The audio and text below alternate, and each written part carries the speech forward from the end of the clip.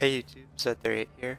I want to thank you so much for the 100 subscribers. It's really awesome. I appreciate all the support, and I am gonna keep my promise, and I'm gonna give away my secret Thresh tip. I mean, it's not too secret if you OPGG'd me, or if you ask me about it, because I've had a lot more people ask than I thought, so I thought that this would be pretty cool to explain to everyone, since it's pretty unorthodox. And let's just jump into it. So Threshes usually have three different keystones. They go Airy, Guardian, or Aftershock.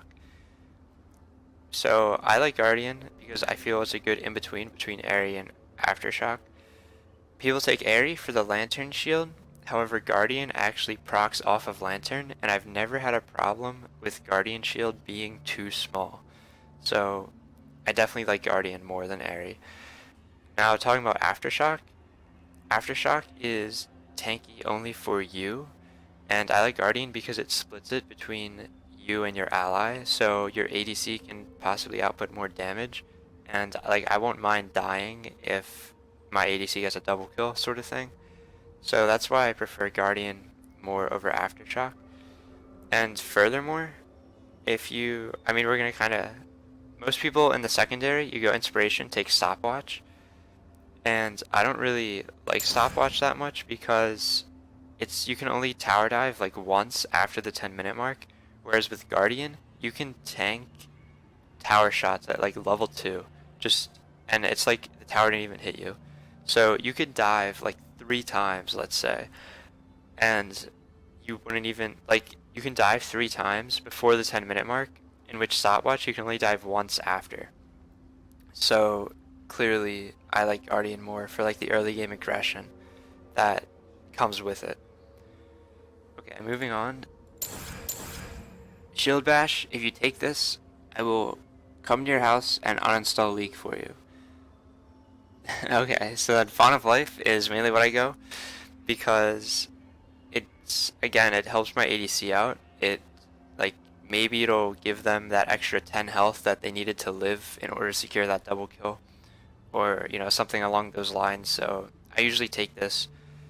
If you're dueling with someone or you have really good ADC, you think you're gonna win lane, take Demolish, because then you would hammer down those plates faster and get gold on your ADC, so then they can carry faster and like get items, etc. So I usually don't go Demolish, but if I have a good duo, I might do that. Okay, now I also take this a little differently. Most supports or Thresh players like tanks take bone plating, and I take bone plating in big poke lanes. Like if I'm playing against a Caitlyn, maybe I'll take bone plating. If I'm playing against a Caitlyn Zyra or like a Caitlyn Karma, I'll take second win. So if I get poked down, then I can kind of regen and stay in lane. But I usually take conditioning because I like to roam, and a lot of times people play like one-trick assassins in mid and top. So I think a lot of supports don't really like roaming because they give a kill over. Even if you trade like 1 for 1, you're still giving them a kill, you're still going to get flamed by your team. So taking conditioning kind of gives you that extra armor and that extra MR that you can survive. So if you gank Darius top when you're level 4 with a coin and Mobos, you can survive. And like if he's level 6, like this just kind of gives me the confidence and also just the extra stats to survive when I roam. So that's why I really like this. And these are more for like hard lanes, like hard lanings phases. But again, it's kind of like dependent on the game. So yeah. Next, Overgrowth, kind of a no-brainer here. You gain health. Revitalize, I don't really think you need because the shield from Guardian on top of the small shield of Lantern, like that should be enough to save people. You shouldn't need that. And then Unflinching is kind of eh. I feel like you don't really need it because as a Thresh player, you are landing hooks to engage. You're not really trying to run in to people or like run into range. Like you don't really need tenacity and slow resistance, I feel. Okay. Moving over to these three real fast. CDR, you must. And then these two depend on lane phase again. Like if you're against a Vigar Zillion, go double MR here. If you're like in a regular kind of lane, maybe just go armor health.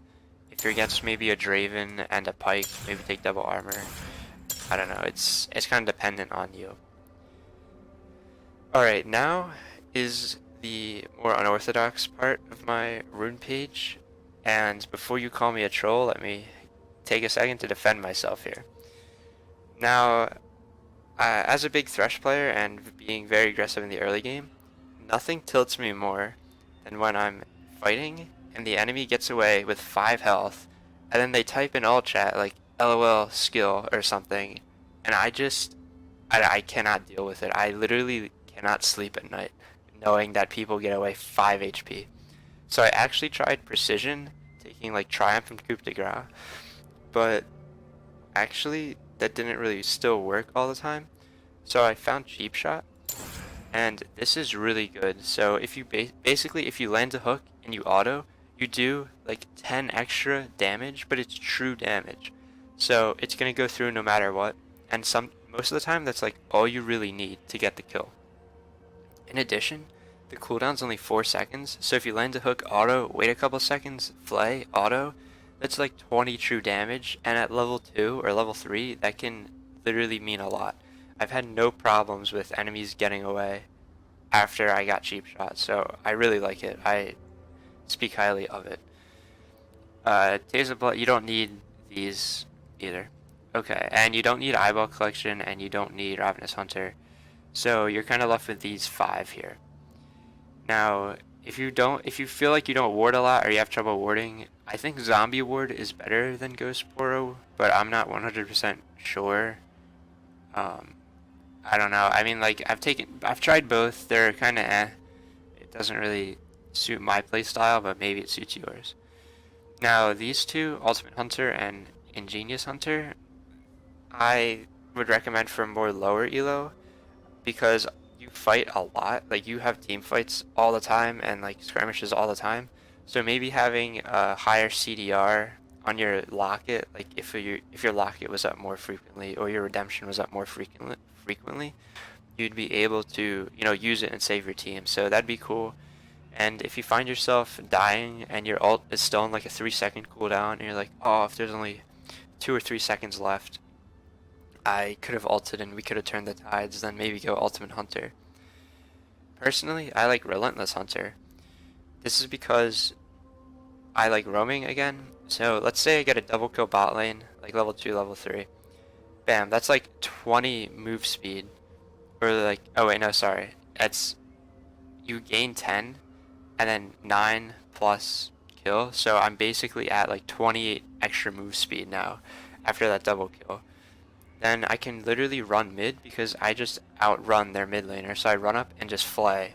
And then maybe if you can predict a flash, that's cool. Or maybe just like somehow find the kill. That'd be really awesome. And then you have more move speed. So then you try to go with your jungler into the enemy jungle. You kill their jungler. You get even more move speed.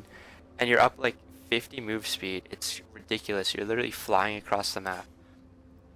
If both you and your ADC are in Fountain, and you run top lane for a gank, kill him, back, and then start running bot lane, by the time you hit the inhib tower, your ADC has only been in lane for like 2 or 3 seconds.